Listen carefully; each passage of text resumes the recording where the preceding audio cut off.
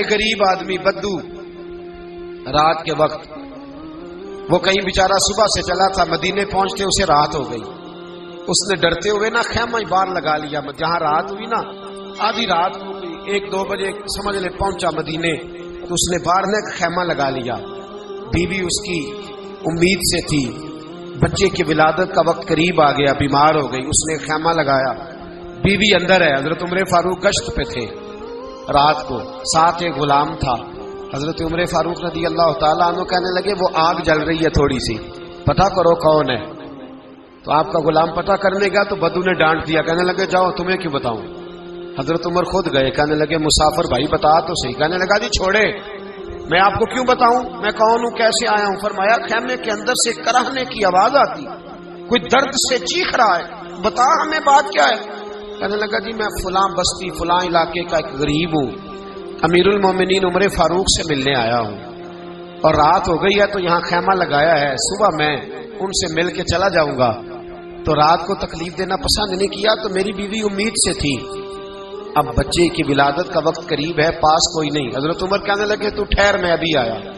چہرے پہ نقاب ہے، اسے بتایا نہیں میں ہی امیر المومنین. عمر دوڑے گئے، اپنی زوجہ سے کہنے لگے اگر تجھے بہت بڑا اجر مل رہا ہو تو حاصل کرے گی. کہا کروں گی. تو کہنے لگے چل پھر میرے ساتھ، بہت بڑا اجر ہے. ایک دوست کے ہاں ولادت کا وقت ہے، ضرورت کی چیزیں ساتھ لے لو. اس عورت نے تھوڑے دانے لے لیے، گھی لے لیا. حضرت عمر سے کہنے لگی لکڑیاں اکٹھی کر لیں.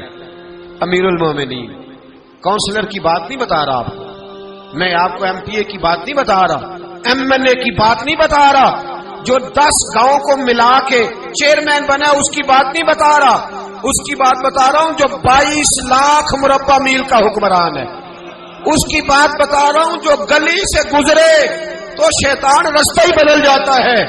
اس کی بات بتا رہا ہوں جس کے بارے میں میرے مصطفیٰ کریم صلی اللہ تعالی علیہ وآلہ وسلم نے فرمایا میرا عمر تو وہ ہے کہ 950 سال حضرت جبریل بھی اس کی شان بیان کرے تو عظمت ختم نہیں ہوتی. اتنا بڑا شخص. حضرت عمر نے لکڑیاں اکٹھی کی، اینٹوں کا روڑے لے کے چولہا بنایا، پہنچ گئے. آپ کی زوجہ کہنے لگی یہ تھوڑے دانے ڈالنے، گھی ڈالنے اور ایک لکڑی لے کے اس کو ہلائیں، تیار کریں. خود زوجہ اندر چلی گئی، حضرت عمر باہر پکانے لگے. وہ بدو کہتا ہے میں اس طرح کا ان کے ساتھ بہیو کرنے لگا جیسے وہ کسی چوکی دار کے ساتھ نہیں کرتا. میں نے سمجھا یہ عمر نے چوکی دار رکھے آنے جانے والے مہمانوں کا. میں کبھی پانی کا پیالہ مانگتا، کبھی کوئی بات، عمر دوڑے جاتے، کبھی پانی لاتے. او مسلمانوں، او میرے رسول کے غلام عزیزو، حضرت عمر فاروق. وہ غلام کہتا ہے میں عمر سے کہتا، میں کہتا غلام پانی لا تو عمر دوڑ کے پانی لاتے. میں کہتا تجھے گھی پکانا بھی آتا ہے، پہلے بھی کبھی پکایا ہے؟ تو عمر فرماتے کوشش تو کر رہا ہوں. میں کہتا پہلے بھی کبھی تیری بیوی نے یہ کام کیا ہے؟ تو حضرت عمر کہنے لگے مجھے یاد نہیں، پوچھ کے بتاؤں گا. کہتے ہیں کیا رنگ تھا، کیا انداز تھا، کیا مصطفیٰ کی تربیت تھی، کیا انداز حضور نے سکھائے غلاموں کو. یہ کس طرح کا امیر ہے کہ یہ ہنڈیا پکا رہا ہے، پھونکے مار رہا ہے ایک غریب کے لیے، دیہاتی کے لیے جسے جانتے بھی نہیں. اندر اس شخص کی بیوی کے ہاں بیٹا پیدا ہوا تو حضرت عمر کی بیوی اندر سے بول کے کہنے لگی امیر المومنین مبارک ہو، آپ کے دوست کے ہاں بیٹا پیدا ہوا ہے. جب کہا نا امیر المومنین مبارک ہو تو وہ شخص کہتا ہے میرے ہاتھ کانپنے لگے اور میں اس طرح دوڑا کہ میری پگڑی گر گئی. میں دوڑا تو عمر نے بلایا، کہا کدھر جاتے ہو؟ کہنے لگا آپ امیر المومنین ہیں، آپ امیر المومنین، آپ عمر ہیں. کیسر و کسرا جس کے نام سے کانپے آپ وہ ہیں جسے مصطفیٰ نے دعا مانگ کے اللہ سے مانگا، وہ والے عمر ہیں آپ. جس کے لیے علی المرتضیٰ فرماتے ہیں میں روز دعا کرتا ہوں، وہ والے عمر ہیں.